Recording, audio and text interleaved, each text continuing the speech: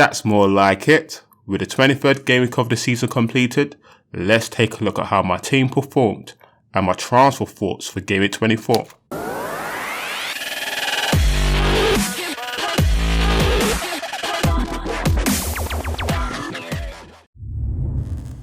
Ahead of Game Week 23, I made 2 free transfers and exchanged Harry Kane for Rashford and Snodgrass for Sané.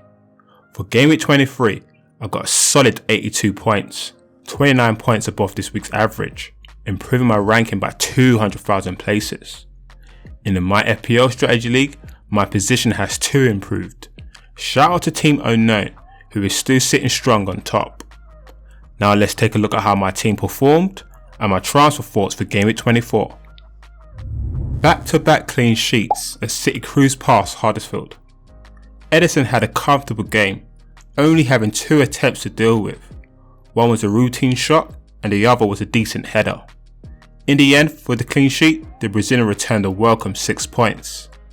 City travelled to St James Park to face Newcastle next, a desirable fixture on paper.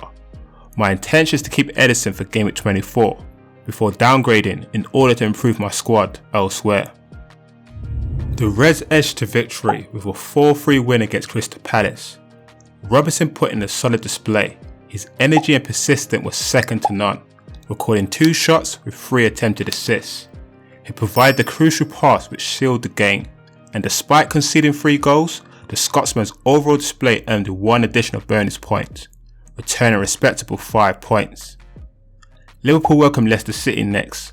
With the extent of Trent's injury unclear, Gomez still out, Milner suspended, and Klein out on loan has created some concern in regards to Liverpool's defence.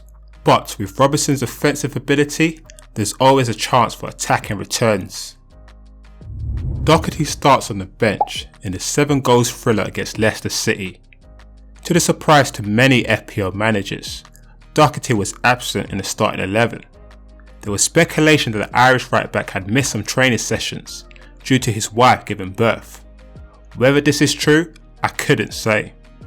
Nevertheless, the right back did make an appearance in the second half, but at the end, Doherty only returned a single point for match appearance. The Wanderers have a good run of fixtures and don't play a top 6 team to Game Week 30. Wolf have failed to keep a clean sheet in 6, with Doherty only recording a single assist, so perhaps the time is near to upgrade the Irish right back. Watford maintained their unbeaten start to 2019 after a goalless draw against Burnley. In terms of attacking stats, Holebas didn't have the best of games. He struggled against the pace of Aaron Lennon and was constantly forced to run back towards his own goal. Nevertheless, due to the clean sheet, the Green International returned a welcome 6 points. Watford's next fixture is a tough away match against Spurs. However, in the last meeting between the 2 clubs, Holebas recorded 2 assists in a 2-1 victory back in September. United's winning streak continues with a 2-1 victory against Brighton. The most brought-in FPL midfielder Pogba didn't disappoint, winning and converting from the penalty spot. Since the change of manager, no other player has more attempts on goal than the Frenchman. His overall performance earned him 1 additional bonus point, returning a solid 8 points. United welcome Burnley next, a favourable fixture on paper. Pogba is in rich form and could be a good candidate for captaincy for Game Week 24. Hazard goes missing in the 2-0 defeat against Arsenal. It was another blank for the Belgian international. Given the current state of Arsenal's defence and the fact that Hazard scored in the last meeting, I was expecting some kind of attack in returns. But as an Arsenal supporter, deep down I was delighted. In the end, Hazard returned a forgivable 2 points. Chelsea have 2 decent fixtures before they play a tough away match against Man City. The Blues recently completed a loan deal for Juventus striker Higuain. I'm hoping the new arrival will benefit Hazard's performance. Salah's brace helps the Red beat Crystal Palace in an epic thriller at Anfield. The Egyptian has now reached 50 Premier League goals. For the second week running, his overall display earned him 3 additional bonus points. And as my captain, the Starman returned a whopping 30 points. Salah's up against Leicester City next. In the last home match against the Foxes, Salah scored 2 goals. With Salah's rich form and the next game being at home, it's hard to look past the Egyptian for captaincy for Gameweek 24. Richarlison's lack of returns continues as Everton loses 2-1 against Southampton. Another frustrating game for the Brazilian. Struggled massively to impact the final third. He was forced to play his back towards goal rather than running at defenders, which in my eyes is most effective. More disturbingly, he failed to record a single attempt on goal, clearly not in good form. In the end, Richarlison only returned 2 points for match appearance. Everton travelled to Kirklees Stadium to face Huddersfield next, with Man City's progression in the domestic cup resulting in a blank game week for Everton in Gameweek 27. Richarlison's spot in my squad looks less appealing, but I'm willing to give the Brazilian one last try against Huddersfield in Gameweek 24. Sane delivers in the 3-0 victory against Huddersfield. In the first half, City struggled to create many clear-cut chances, scoring a fortunate deflected goal.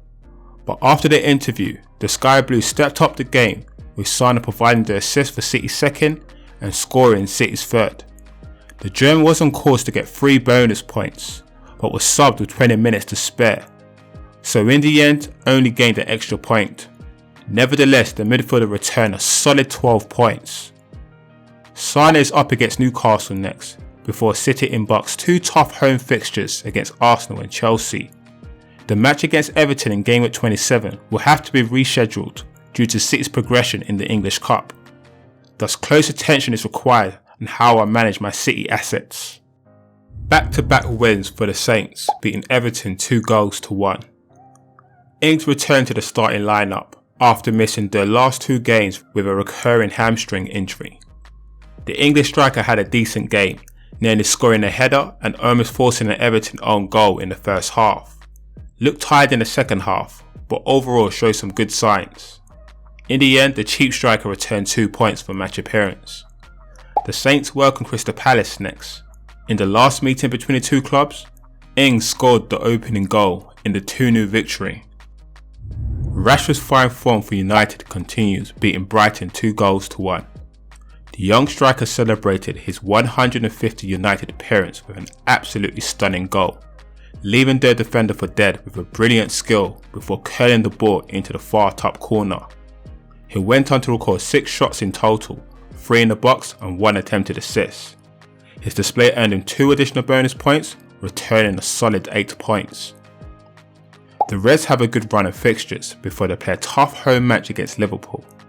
Rashford's underlying stats have been impressive since the arrival of the new manager, and no FPL player has more shots in the box than Rashford from Gameweek 18 onwards. So moving on to my transfer thoughts for Gameweek 24.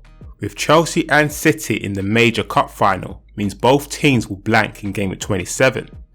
This would therefore also mean their opponents scheduled for Gameweek 27 will also blank, this being Brighton and Everton. Presently my squad currently have 5 players blanking, so preparing in advance, my thoughts for the upcoming game week is to bank a free transfer. If I do decide to bank, I will probably stick with a 3-5-2 formation with Dunk from Brighton replacing Holebas in defence. For captaincy, it's hard to look past Salah, so for now he gets the armband. Please note my team selection is not locked in, and if you'd like to see my final team selection, be sure to follow me on Twitter. All my details in the description below. And that's all from me today guys, and I'll see you guys in the next video. Peace.